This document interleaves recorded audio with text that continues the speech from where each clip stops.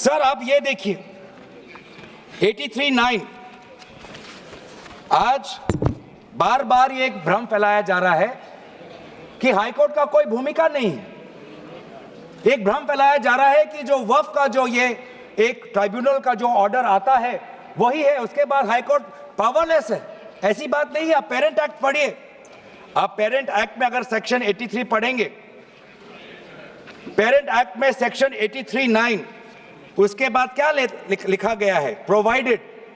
provided that a high court may on its own motion or on the application of the board or any person aggrieved call for and examine the records relating to any dispute and may confirm or reverse the decision. ये power high court में parent act में है ही 2013 के संशोधन के बाद। तो क्यों बार बार आप ऐसा एक भ्रम फैला रहे हैं कि हाई कोर्ट का कोई रोल नहीं है? अगर कहीं अन्याय हुआ है, अगर कहीं अन्याय हुआ है, चाहे दक्षिण में हो, उत्तर में हो, उत्तर पूर्वांचल में हो, पश्चिम में हो, तो सेंट्रल गवर्नमेंट के पास वो पावर्स हैं। सेंट्रल गवर्नमेंट के पास under section 97 of the parent act आपके पास पावर है कि कहीं अगर नाइंसाफी हो तो आपके पास सेक्शन 97 के द्वारा आप स्टेट बोर्ड को आप डायरेक्शन दे सकते हो। मैं पढ़ूं 97।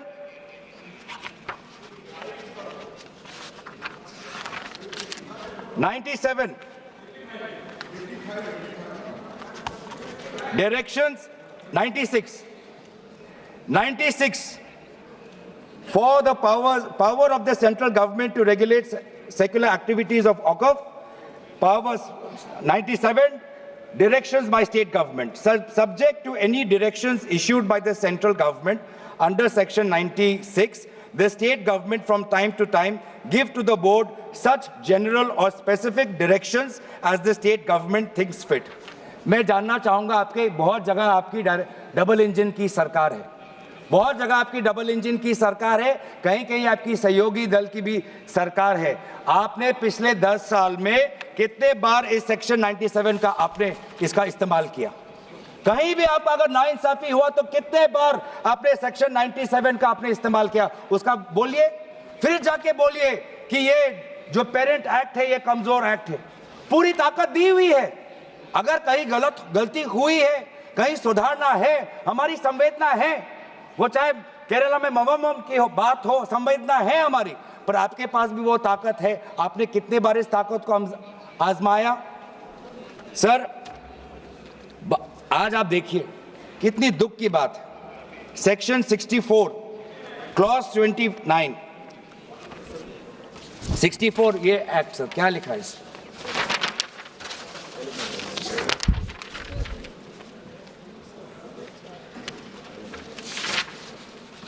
इसमें क्या लिखा है? न्यू एक्ट में section clause number 29L, clause number 29L में लिखा है कि अगर is a member of any association which has been declared unlawful under the Unlawful Activities Prevention Act 1967, यूआपा आपने लाए, ठीक है। आप कहीं रिगरस प्रेजेंटमेंट को उसको सिंप्लीफाई करके प्रेजेंटमेंट लाना चाहते हैं और कहीं आप यूआपा का संशोधन लाना चाहते हैं, आपका हक है।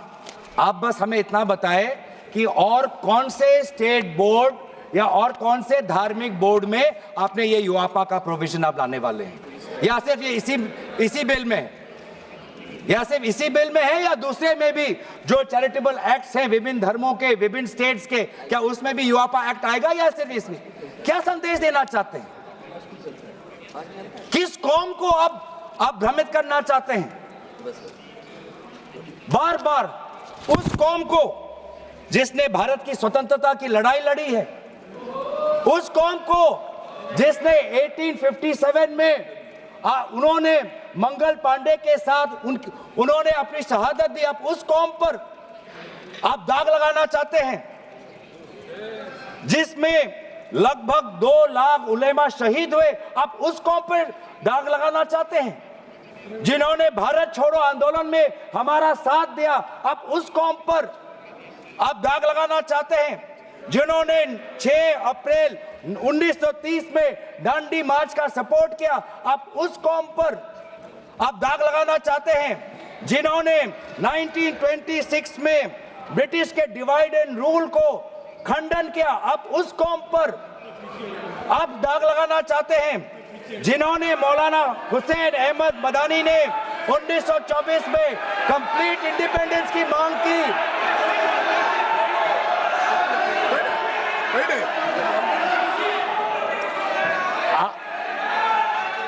जब आप लोग भारत छोड़ो आंदोलन का समर्थन नहीं कर रहे थे, उस कौम ने भारत छोड़ो आंदोलन का समर्थन किया।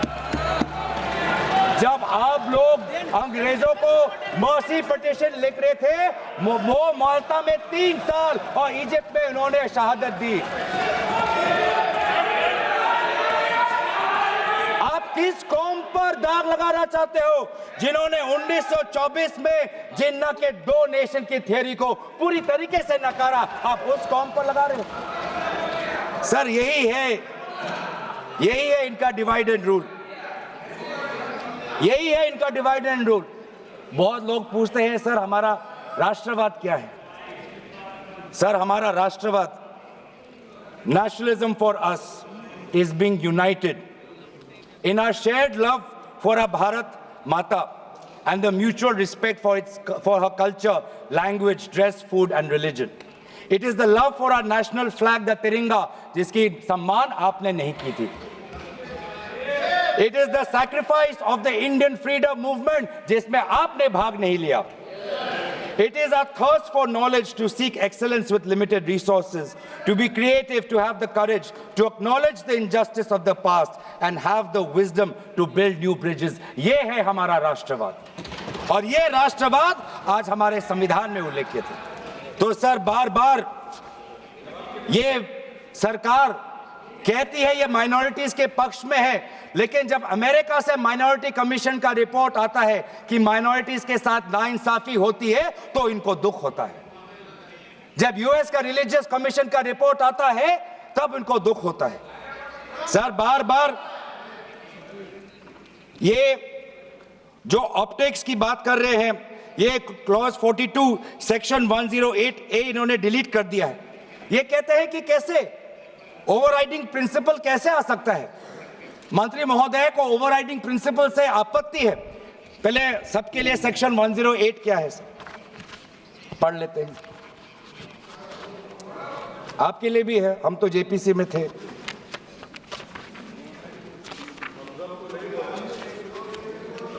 और सर जेपीसी में भी सर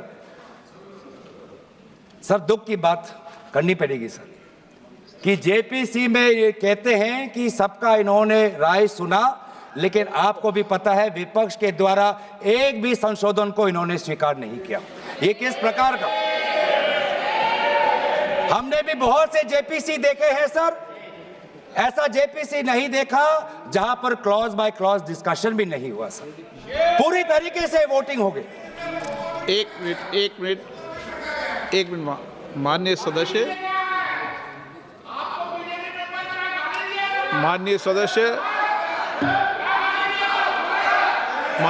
इतना ध्यान रखें कि जेपीसी भी संसद का भाग होती है, इसलिए उसका भी ध्यान रखें.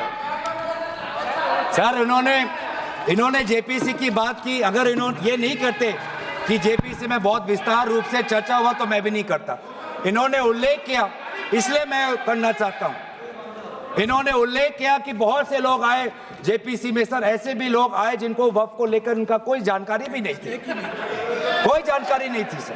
ऐसे भी आए सर. जेपीसी के मुद्दे हम बार-बार हमने स्पीकर को चिट्ठी के द्वारा अवगत किया है, इसलिए हम उठा रहे हैं सर. इसमें 108A ये हटाना चाहते हैं जिसमें power to have overriding effect. लेकिन ये जो प्रिंसिपल है ओवरराइडिंग का सर, ये आज भी विभिन्न स्टेट एक्ट्स में ये है. तेलंगाना के एक्ट में आज भी ओवरराइडिंग प्रिंसिपल है. तमिलनाडु के एक्ट में आज भी ये ओवरराइडिंग प्रिंसिपल है. आज भी आरटीआई एक्ट में, इंफॉर्मेशन टेक्नोलॉजी एक्ट में 2000 में नालसा जैसे यूनिवर्सिटी में ये ओवरराइडिंग प्रिंसिपल है. तो इसीलिए आपको सिर्फ यहां पर आपको ओवरराइडिंग प्रिंसिपल से आपको मुश्किल है, लेकिन जो दूसरे एक्ट्स में जो ओवरराइडिंग प्रिंसिपल है, सेक्शन 108A के द्वारा सिमिलर प्रोविजंस है, उसमें आपको तकलीफ नहीं है। सर, मैं भी अपने, जैसे इन्होंने हमारे कुछ दोस्तों को सलाह दी, मैं भी इनके कुछ दोस्तों को सलाह देना चाहता हूं। सर, क्लॉज 40A सेक्शन 107 जो लिमिटेशन एक्ट जो हटाया गया है, सर आंध्र प्रदेश के एक्ट में ये लिमिटेशन एक्ट ऐसा ही एक लॉ है जैसे पेरेंट एक्ट में है। तो मैं भी इनके आंध्र प्रदेश के सदस्यों को मैं कहना चाहता हूं कि जो प्रोविजन आपके आंध्र प्रदेश के एक्ट में है, आज वैसे प्रोविजन ये सरकार हटाने वाली है। आपको भी बाद में आंध्र प्रदेश में अपनी जनता को उत्तर देना पड़ेगा। तेलंगाना और तमिलनाडु में हमने बात रखी है सर, तो मैं बार बार मैं कहना चाहूंगा सर, हमें संशोधन से कोई हमें परे नहीं है, लेकिन संशोधन ऐसा हो जो हमें मदद करे। आज डिजिटाइजेशन की बात करते हैं। आज से 15 वर्ष पहले वामिस एक डिजिटल पोर्टल हमने खोल दिया है। अब ये देखिए सर, सरकार की कैसी ये इनकी काम है। डिजिटाइजेशन फिलहाल अभी चल रहा है, डिजिटाइजेशन हो रहा है, पर माना कि डिजिटाइजेशन वामिस में कुछ खामियां हैं, उसको अवामसी में, तो आप उसको ठीक करिए। आप 10 साल से क्या कर रहे थे? आप 10 साल से आप हमसे क्यों ठीक नहीं कर पा रहे? आप वो काम तो नहीं कर पा रहे, अब आप एक दूसरा नियम बना रहे हैं कि दोबारा आप एक नए पोर्टल पे अपने रिकॉर्ड्स आप अपलोड करिए। सर, कितने बार हम इस सरकार को अपना कागज दिखाएं? वामसी का अगर इनका काम अधूरा है तो उसको ये काम संपूर्ण करे। अब लेकिन नहीं, इनका काम उद्देश्य यही है कि देश में मसला और बढ़े, और इसलिए आज इस बिल के विरोध में है। ये बिल हमारे देश की अखंडता, ये बिल हमारे संवैधानिक मूल्य, ये देश हमारे अल्पसंख्यकों की सम्मान, ये देश हमारे अमन, शांति और सदन और जेपीसी में जिस प्रकार से विचार होना चाहिए था, उस सब के विरोध में है। और इसलिए आज पूरा इंडिया अलायंस आज इस बिल के विपक्ष में खड़ा हुआ है। और यही बात कहते हुए मैं अपनी वाणी को समाप्त देता हूं। धन्यवाद, शुक्रिया।